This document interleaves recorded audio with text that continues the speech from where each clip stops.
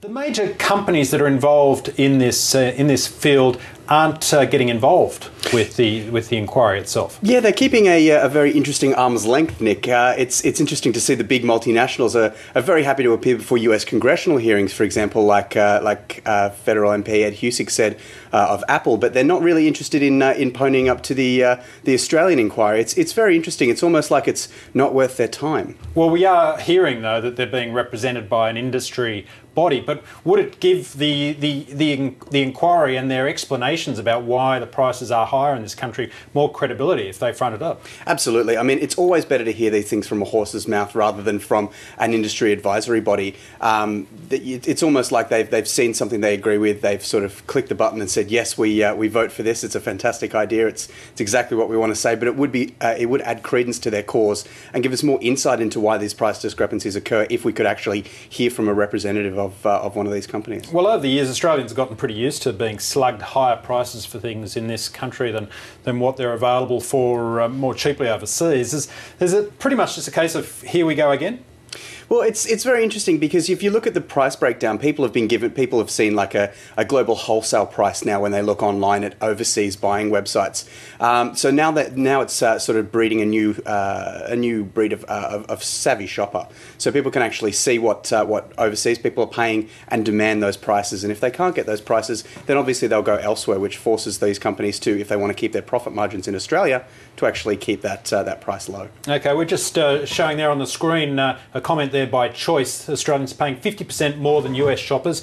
Choice also recently identified one piece of Microsoft software that cost $9,000 more in this country than it did overseas. And they broke it down and said, well, you could hire somebody to travel to the United States and buy it for you and bring it back here and do that twice over for that sort of price differential.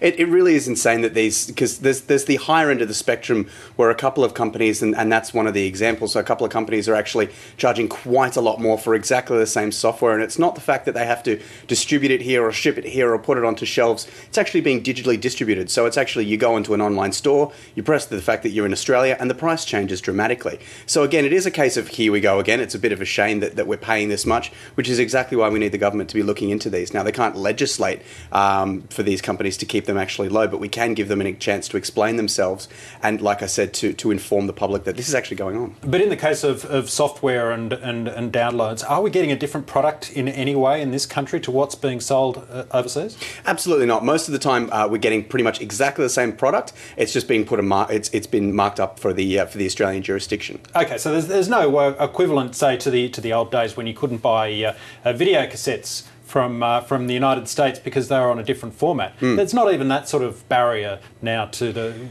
involving the cost. I mean, when you look at video games, they are in different regions, and when you look at DVDs and Blu-ray, for example, they're in different regions as well. What you find with software, however, especially when it's digitally distributed, that's adding insult to injury, because you can see the price that's there on the global wholesale price that the US and the UK and Europe are paying, for example, and then you hit the button that says you're from Australia and you get that $9,000 surcharge. It's really outrageous. Okay, and I guess there are those that are saying that the IT industry is basically charging what they think the Australian market is willing to bear. It's price gouging because they're charging more than what it's actually costing them to produce it. Absolutely. I mean, it's no secret that Australians love their technology. We have the highest smartphone penetration in the world. Smartphones are flying off the shelves, and people think, well, sure, we'll just sell them software as well.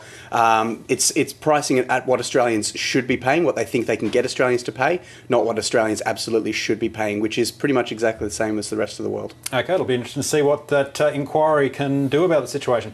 Luke Hopewell, thanks very much for coming in. Thank you.